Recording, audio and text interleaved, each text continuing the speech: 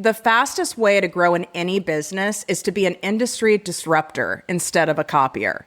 To our logical mind, doing what other successful brands and entrepreneurs are doing, it sounds like a shortcut. She's having success doing this, or he's making a lot of money doing this. So why don't I just do a version of this or kind of mimic some of this, and then I'll have that success too.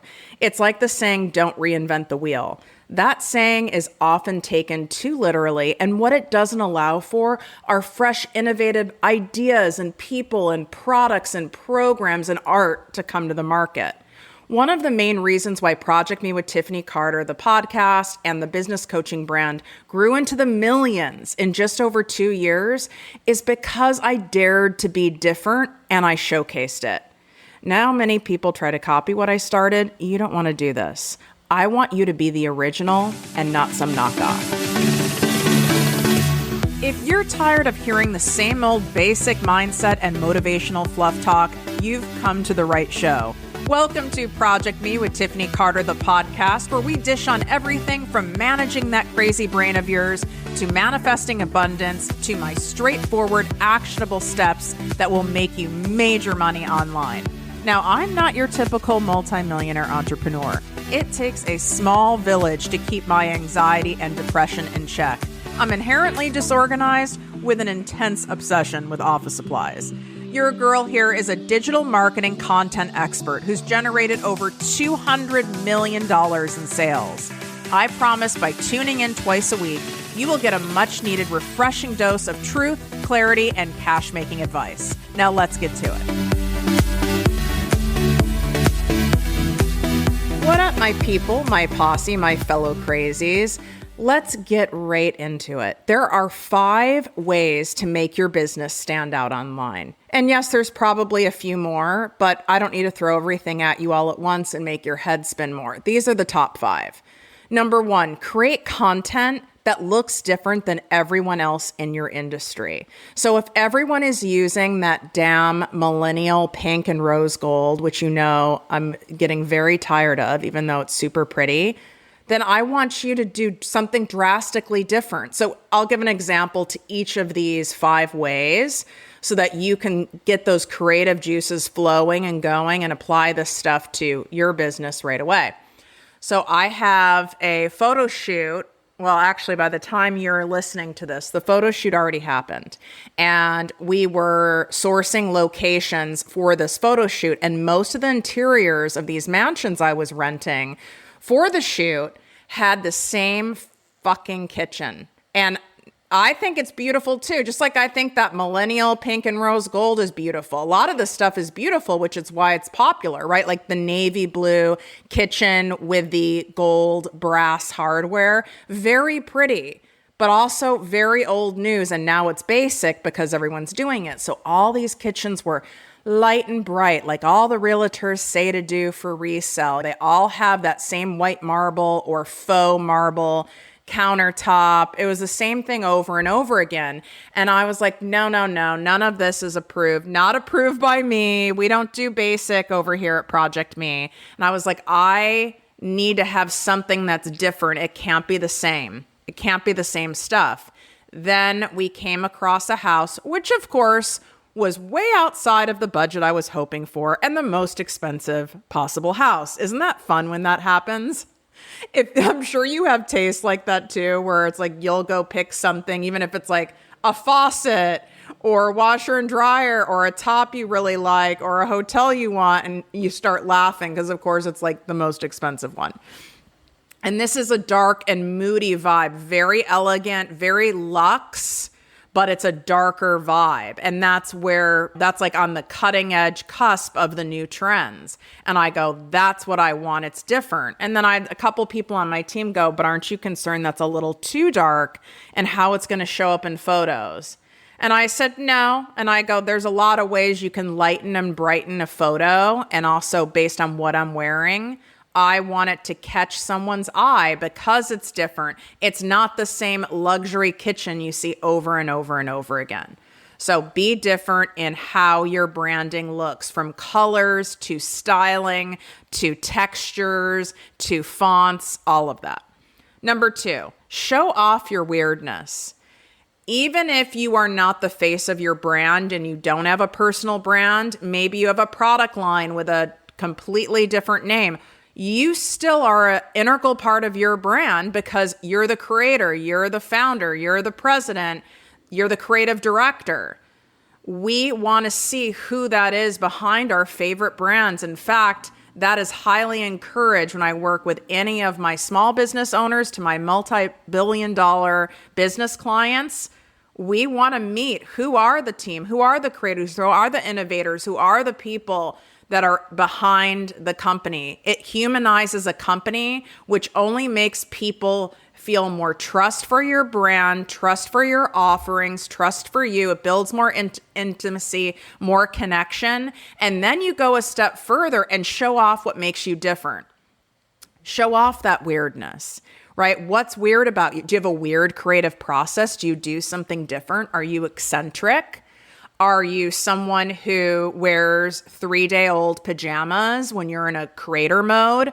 What does that look like? Show us the behind the scenes. Tell us what's going on. What are things that you're obsessed with? Do you have a fixation on international coffees?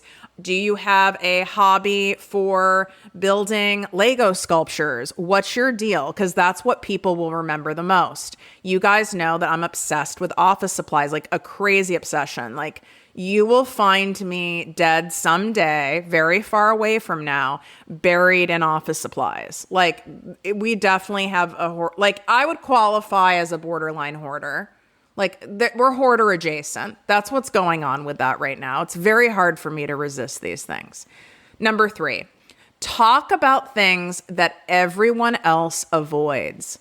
This is so difficult for so many to do, especially those of you like me who were in narcissistic relationships, abusive relationships, trauma in your childhood, you were bullied, even just being teased a lot by siblings. It can be hard for us to voice our truth and share our vulnerable stories and give our opinions when they're different than a lot of people's opinions, or even having just a strong stance on something can be hard. Now, this is not challenging for me anymore, but I really grew that muscle into doing it. Like that 0 fucks given, that whole zone is real. And some areas I'm more in the ZFG zone than others. And our goal is to work towards it. And this is stuff that I implement in all of my programs. Right now we have a flash sale going down in my famous ProjectME Posse business coaching membership and entrepreneur support community. This place is popping. It's $3.33 a day. So you can't say some crazy money excuse. You can't say, I won't use this. I've done other memberships. I've never really gone in and utilized it. There's live weekly trainings. That's why I can call it a business group coaching membership. You will show up because of how much value you get and what you learn, but you're going to feel heard. You're going to have the emotional and mental support that you need to stay motivated, to stay inspired, to feel engaged, like you're not doing this alone. What I've added is you can buy an entire year membership and then get 2 months free. And on top of it, for a limited time, you get a semi-private coaching session with me that's worth $2,500 for buying that year option. Plus you get my content creation made easy full course bundle when you sign up, whether it's the monthly option, which is month to month, or the annual option. The link is in the show notes, projectmewithtiffany.com/ProjectME Posse. And I'm not sure if by the time I'm recording this, if I'll already be full, but my 2-month private business coaching program, this is for people where you're like, I've done the groups as much as they're great. I need your eyes, your genius, your strategic brain on my business, totally dedicated to me for 2 months so I can break through and get to another level of income, get to those multiple 6 figures, get to those multiple 7 figures. And I'm willing to invest the money to have someone like you do that with me and pay for that intellectual property. So this is the most exclusive way to work with me. That's why it's by application only, because I take it very seriously. And I want to make sure that I'm the right fit for you, you're the right fit for me, and that we can get you to where you want to go. But if you're not at a point where you're willing to invest serious money in your business, in your dream, and moving it forward, and you're more in that kind of toe dipping zone, no shame on you, right? I was in a toe dipping zone, which ended up lasting 10 years, right? It depends on what level of pain and urgency you're in of not wanting to fuck around anymore. Then you can swipe up and apply. And if we're not taking any more people, because I only take a max of 6 people at a time. So if I'm completely full, you will also get an email back from us as well. So wanted to give you that option. Everything is in the show notes. So talking about things that everyone else avoids, that's tough because we're afraid. And I say I don't have this anymore, but I used to. It's like, it's scary because you can get canceled.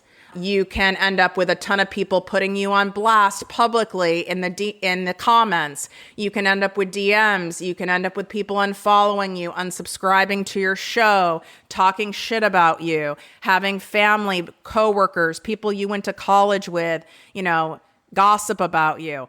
All of that is facts.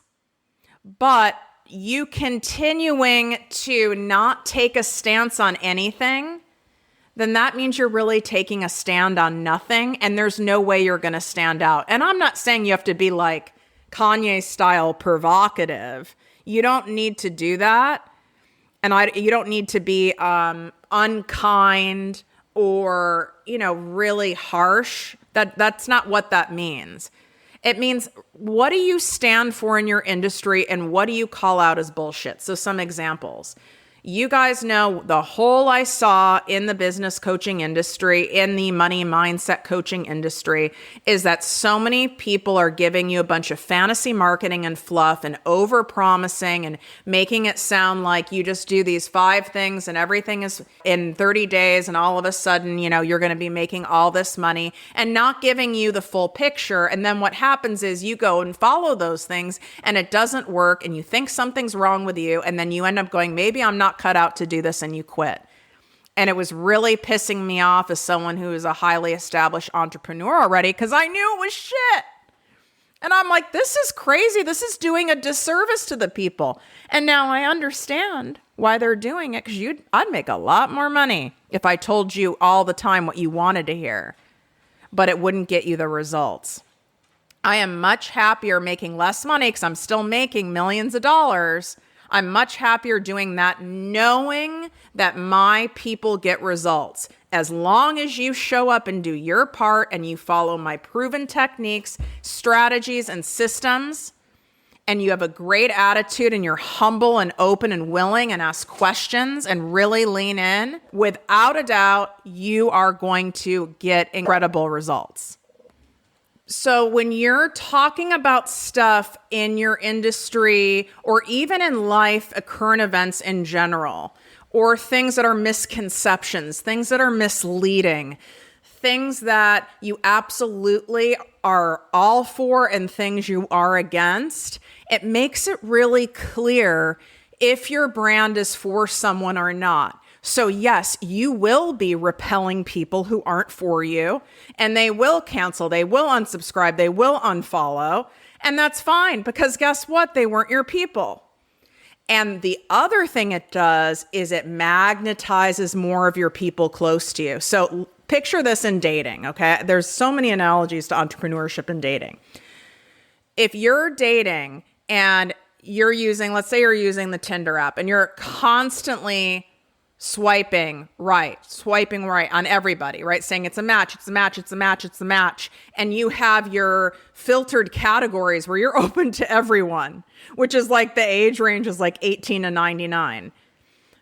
You're going to end up with craziness and wasting so much energy and time weeding out so many people that you aren't for, even though your intentions might be, well, I want to be open-minded so I can meet more people, and I want to open the mileage radius to 500 miles because maybe my dream partner, who knows, like they could live somewhere else. So I'm going to open that up. I'm going to even open it up worldwide. But now what you're putting out that signal to the universe of not being specific about what you want. You can always say, I want this type of ideal client or something better. That's how we leave room for more. But what you're doing is, I don't want to alienate anyone. I don't want to potentially miss something or repel someone that's meant for me. So I'm going to keep everything open. I'm not going to take a stand. I'm not going to say I prefer someone who doesn't smoke weed. I'm not going to say I prefer someone with an athletic build. Then you just end up with, you end up with a 75-year-old Indian guy with a toupee. And yes, this has happened to me. And I'm like, how does this person think that they have a shot? Okay. I'm like, this is not happening. So narrow it down and trust it's going to attract more of your people, more of your buyers, more of your super fans to you. Number 4, focus on a micro niche of your industry. I'm going to give you some examples. And I know some of you get a little rashy with niche, however you want to say it, because it's, oh my God, I don't know what it is, blah, blah, blah. Here's what I really need you to do. I need you to specialize in something. That doesn't mean I'm going to use, let's say you're a permanent makeup artist, okay? And yes, you're a permanent makeup artist. You've been trained to do so many different types of permanent makeup. You can do the eyeliner, you can do the brows, you can do the lip. You have so many different things you can do. And that's great. And then you think, well, if I offer more services and I offer all these things and I take more classes and get more certifications and I can offer more stuff, and now I do lashes and now I do eyebrow tinting and all this stuff, you think you're going to get more business. You're not, because it's not clear what you specialize in. People like going to someone who specializes in something. It keeps you in the top of your mind, keeps them at the top of your mind. People know I specialize in helping business owners of any size, of any industry, get consistent clients and cash online. Whether you have a personal brand, you're a realtor, you're a lawyer, you're a doctor, you're a healer, you're someone who works with an agency model and building websites. You have a product-based business, whatever it is, that is my secret sauce specialty, is getting you cash and clients online consistently so that you are not constantly trading your time for money and you can actually have the freedom life that you so desire. So with permanent makeup artist example, zone in on a specific style, like a signature style. Are you more someone who does the prominent brow look? You could focus on a skin type. Maybe you work with people who tend to have oily skin because that's a challenge in the PMU world. I only have learned these things because I have a lot of PMU people that I coach. Maybe it's a specific technique that you've come up with, or a combo of a couple techniques that you've learned that work really well. There's that example. How about this one? This is really good. So I have a client who she does extensions. So she's like the go-to person in her area to do hair extensions, hair weaves. And there's a lot of people, and I don't want to give away too much because I didn't ask her permission. So I don't want to give away too much, but where she lives, there's a lot of people doing this. She's not the only one. And she came to me because she wants to stand out. She's fairly new. How am I going to do this? And I said, we're going to micro niche your ass. And she's, how can I micro niche it? It's like what? I do tape-ins, I do sew-ins, I go, what hair type? And so what we lasered in on is her micro niche, her specialty. That doesn't mean she doesn't attract other people outside the specialty, is working with people who have fine or thinning hair. And here's the psychology. These are my emotional-based sales techniques that I teach you in all of my programs, in my membership, in my mastermind, in my private coaching, and Selling with Soul, which, by the way, is going to be launching soon. So when someone sees you specialize in helping in an area like permanent makeup and oily skin, or doing extensions with thinning hair, someone who doesn't identify with that skin type or hair type is going, well, she can help that person. I'm sure she could certainly help me. I market to women in particularly. It's business owners, but my marketing messaging is geared to women. I coach a lot of men. I have men in my programs. Just trust that the people who are meant for you will still come to you, but you're going to get a lot more people by making it really clear what your specialty is. And number 5, don't do what everybody else is doing in order to get clients, in order to get leads, in order to get these people who are buying from you. So here's some examples for you. If everyone in your industry is showing before and after photos 24/7, then I want you to do something different. Like maybe share the story behind the transformation. Maybe break down this person's story of what was going on in their life before and what's going on now. If the most successful coaches in your industry are talking about energy and manifesting, then I want you to use different words and terms to discuss these topics. This doesn't mean you can't discuss these things, teach on these things, sell programs and products around these things, but come up with a different way of presenting them. This is the same for my product-based business owners. There's a shit ton of makeup lines. There's a shit ton of jewelry lines. There's a shit ton of essential oils. There's a shit ton of glasses. There's a shit ton of everything. But it's how you are presenting it and the unique styling and the mood and the vibe and the energy around that marketing and brand presence that sets you apart and then will be a direct magnet, a direct energetic frequency beeline for that ideal client who's like, oh my God, I can't get enough of these designs. I can't get enough of this person's content. I must learn from that person. So you want to let the basic people zig while you're zagging. There's another example of a client who she's a realtor. And she was like, oh my God, this is so saturated. She's in commercial real estate. It's so saturated. This market's wild right now because the interest rate's higher. And instead of her going, oh, the interest rate's higher and things are dying down and I'm going to conserve my money and I'm going to kind of play small over here. No, her badass baller self was like, no, there's got to be a way to maximize what's going on right now because people are still buying, people are still leasing, people are still opening businesses. None of that is stopping. My first business, which I still have to this day, which is not a 7-figure business, it's an 8-figure business. That business was started during a real economic crash. During that 2008 time zone where all the housing market was upside down, the stock market was at an all-time low, and people are still spending money. People still needed what I had to offer. In fact, the space gets less noisy when there's crap like this going on. And a fun fact, and you can ask any millionaire this if you have access to genuine millionaires, people who have millions in the bank, millionaires are made when the economy is down. So this commercial real estate agent, she knew that. She's heard the show. She's like, I'm not playing. There's got to be a way. And so I go, we gotta zag over here. We gotta go a different direction. Let's brainstorm on all the places and people that get ignored.